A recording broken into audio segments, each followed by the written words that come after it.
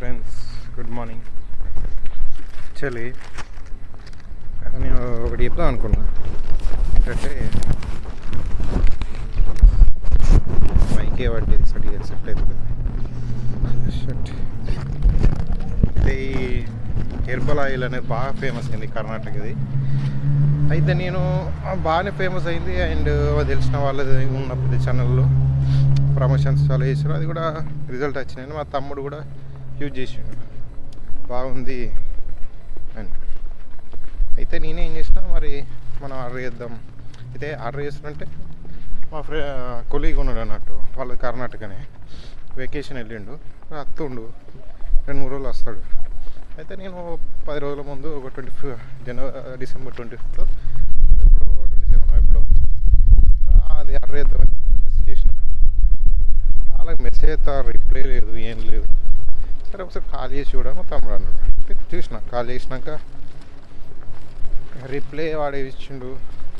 నా మీరు మీ address website పనిచేస్తే నువ్వు వెబ్సైట్లోకి ట్రై చేస్తున్నావు, వెబ్సైట్ అది అలా ఉంది, ఆ వెబ్సైట్ సరిగా వర్క్ చేయట్లేదు.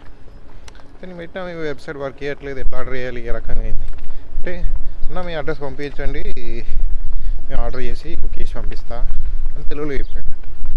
సరే నేను మా ఫ్రెండ్ది అతనిది లోకల్ అడ్రస్ కర్ణాటక అడ్రస్ పెట్టిన. పెడితే అంటాడు, మళ్ళీ కాల్ చేసాడు. కాల్ చేసి ½ లీటర్కి ఇంత, లీటర్కి ఇంత అని ప్రైజెస్ చెప్పాడు.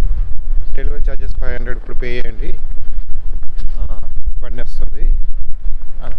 డెలివరీ ఛార్జెస్ ఏందిరా అయ్యా అని నువ్వు వాళ్ళు ఫ్రీ అని అన్నావు కదా. ఫ్రీ కాదన్నా, అది డబ్బులు పే చేయాలి, అది ఇది.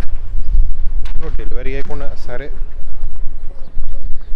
నువ్వు నాన్ లోకల్కి డబ్బులు తీసుకున్నావు అంటే, డెలివరీ ఛార్జెస్ తీసుకున్నావు అంటే ఓకే, అర్థం ఉంది.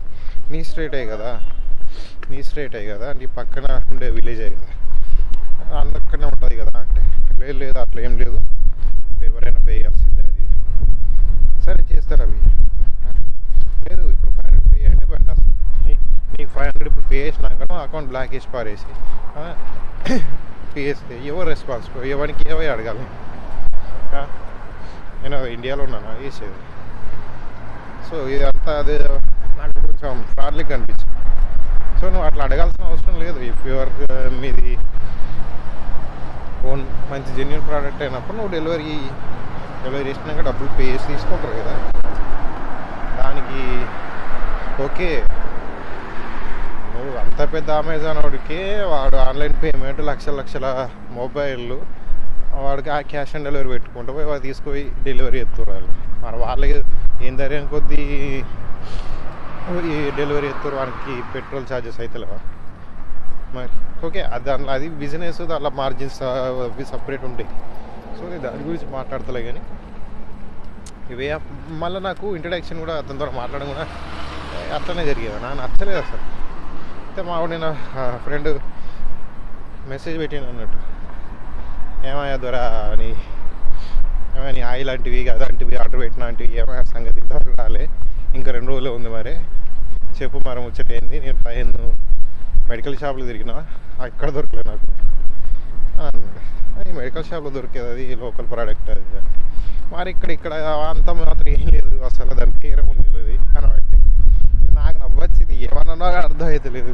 మరి లోకల్ ప్రోడక్ట్ అది, అక్కడ ఎవరు తెలియదు అట. అది ఏం చేయాలి నాకు అర్థం. తెలుగు స్టేట్లోనే బగ్గ దుమ్మాలని లేపిరుదాన్ని, వాళ్ళ స్టేట్లో మాత్రం దానికి పేరే లేదు, దిక్కులేదు, ఎవరు తెలియదు అట. అది ఆ పేరు చెప్తే ఏంటిది అని అంటున్నారట, అది ఎక్కడ దొరుకుతుంది అని అడుగుతారట. ఎప్పుడు అర్థం చేసుకోరు కథ. సో మీరు చేసేది వాడికి ఎవడన్నా మీరు జెన్యూన్ ప్రోడక్ట్ అయినా కూడా సంబంధించిన label mark and proper website, order విధానం, తీసుకునే విధానం మంచిగా చేసుకోరు. ఇట్లా మనుషుల దగ్గర నెగిటివ్ రివ్యూ తీసుకునేటట్టు చిల్ల మాటలు మాట్లాడితే మంచిగా అనిపించింది.